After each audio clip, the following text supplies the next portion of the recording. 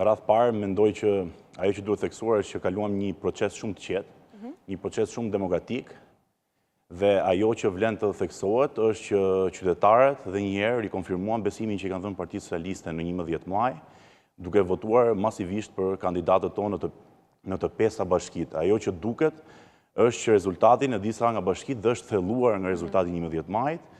Kjo të regon që për qytetarët shqiptarë tashmë ekziston vetëm një forcë politike në cilat ato kanë besim që mund të bëjë më mirë punët e tyre. Pjesëmarrja është konsideruar shumë e ulët. Në gjykimin tuaj, çfarë tregojnë numrat, për çfarë flasin ata? Në fakt, ke të drejtë kur thua për pjesëmarrjen e ulët, por duhet të shikojmë pak faktorët cilët sjellin këtë kanë ndikuar në këtë pjesëmarrje të ulët, le të themi. Unë do ta ndaja në 3 faktorë. Mendoj që pjesa e parë ka të bëjë me zgjedhjet e pjesshme lokale. Përgjithsisht në zgjedhjet në Shqipëri dhe jo vetëm, ka gjithmonë një trend në rënje ku kemi të bëjmë me zgjedhjet lokale. Kjo shtuar dhe faktin që janë zgjedhjet e pjesshme, ka bërë që numri i qytetarëve që i drejtohen kudive të votimit të bjeri.